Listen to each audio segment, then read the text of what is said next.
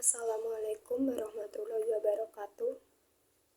Perkenalkan, nama saya Noviana Nur Anissa, Prodi PGSD Universitas Islam Sultan Agung Semarang, Angkatan 2022, dengan nomor induk mahasiswa 34302200100. Akan membahas mengenai pengaruh bullying terhadap kesehatan mental remaja dalam hal untuk menyelesaikan tugas UTS mata kuliah Psikologi Pendidikan.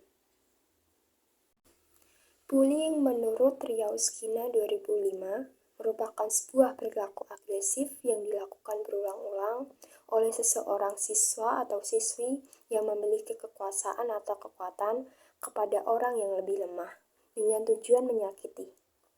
Aksi bullying banyak terjadi dilakukan oleh sekelompok orang terhadap individu, namun aksi bullying juga dapat terjadi antar individu.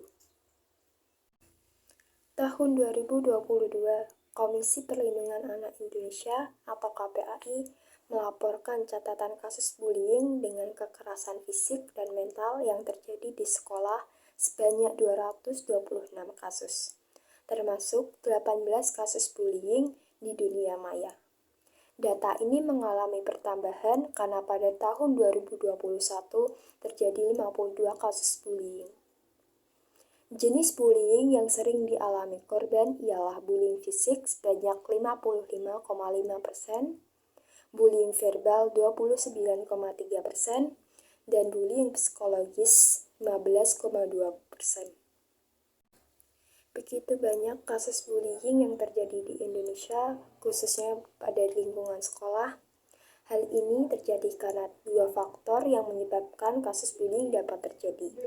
Yang pertama, faktor internal, yaitu faktor yang berasal dalam diri seseorang, seperti jenis kelamin, kepribadian, ras, umur, dan lain-lain.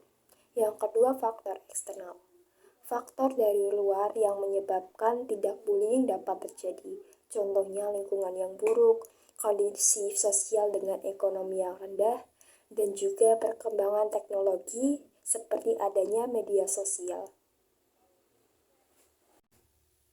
Adapun aspek perilaku yang termasuk ke dalam tindak bullying, yang pertama, adanya ketidakseimbangan kekuatan, yang kedua, niat menciderai, yang ketiga, ancaman agresi lebih lanjut, dan yang keempat, teror. Adanya tindakan bullying dapat berdampak kepada tiga pihak.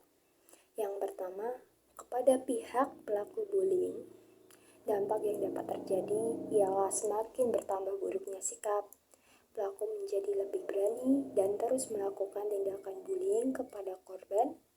Pelaku menjadi lebih agresif, merasa paling kuat, sulit untuk menghargai orang lain, sering memaksakan kehendak, serta menjadi lebih pembangkang. Yang kedua, bagi orang yang melihat tindakan bullying, dampak yang dapat dirasakan ialah merasa bersalah karena tidak dapat membantu sang korban.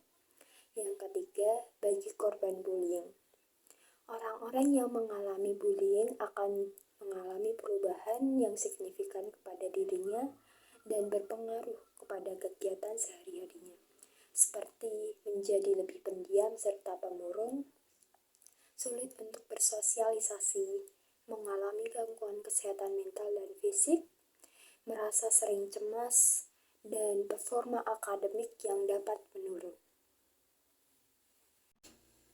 Adapun upaya untuk melakukan pencegahan perilaku bullying, yang pertama, melakukan pendidikan kesehatan tentang bullying.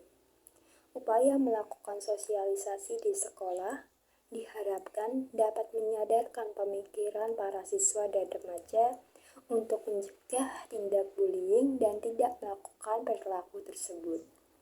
Memberi pengetahuan serta dampak apa saja yang dapat ditimbulkan apabila seseorang mengalami bullying.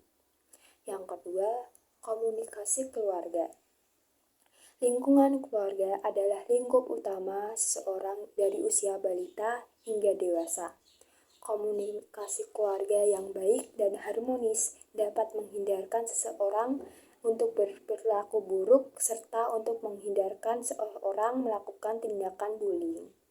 Jika suatu keluarga memiliki pembiasaan perilaku yang baik, maka anak tersebut diyakini akan terbiasa bersikap baik di lingkungan sekolah maupun di lingkungan masyarakat. Yang ketiga, menciptakan budaya anti-bullying pada anak di sekolah.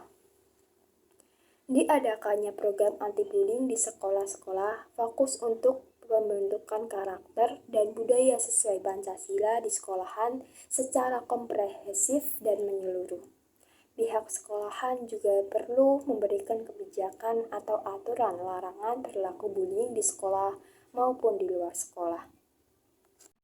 Sekian yang dapat saya sampaikan. Mohon maaf jika terdapat banyak kesalahan dan kekurangan dalam penyampaian materi.